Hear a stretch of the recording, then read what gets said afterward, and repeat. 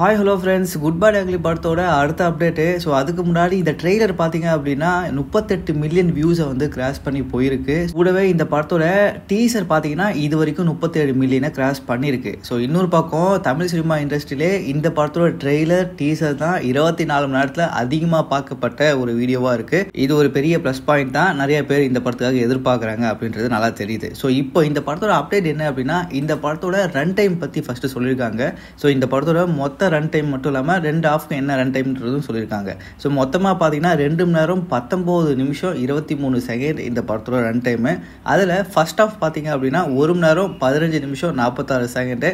Second half பார்த்தீங்கன்னா 1 மணி நேரம் 3 நிமிஷம் 37 செகண்டுக்கு இந்த படம் இருக்க போகுது. ஃபர்ஸ்ட் ஹாஃபை விட செகண்ட் ஹாஃப் ரொம்பவே ரன் டைம் சின்னது தான். ரொம்ப கிறிஸ்பியாக எடுத்துகிட்டு போயிருப்பார் போல். இந்த படத்தில் லேக் இருக்கிறதுக்கு ரொம்ப கம்மி தான். அதிகமான ஆக்ஷன் சீன்ஸ் இருக்குது அப்படின்றதுனால கண்டிப்பாக இந்த படம் எப்போ ஆரம்பிக்குது எப்போ முடியுதுன்னு யாருக்கும் தெரிய போகிறதில்ல. இந்த படத்தை பொறுத்த வரைக்கும் அதிகமான சண்டை காட்சிகள் இருக்கும், விறுவிறுப்பான சீன்ஸ் இருக்கும், கூடவே எமோஷன் கலந்த சீன்ஸும் இருக்கும். ஸோ ஒரு ஃபுல் அண்ட் ஃபுல் கமர்ஷியல் மூவியாக எடுத்திருக்காங்க. ஸோ விண்டேஜ் சாங்ஸ்ன்னு பார்த்தீங்க அப்படின்னா இந்த படத்தில் 2 இருக்கு. அதில் ஒன்று தான் வந்து ட்ரெய்லர்லேயே போட்டு காமிச்சிட்டாங்க. இன்னும் ஒன்று அந்த தொட்டு தொட்டு பேசும் சுல்தானா அப்படின்ற அந்த சிம்ரனோட விண்டேஜ் சாங். ஸோ அந்த சாங் வந்து எப்படி கொடுக்குறாரு ஆதிக் அப்படின்றத வெயிட் பண்ணி பார்க்கலாம்.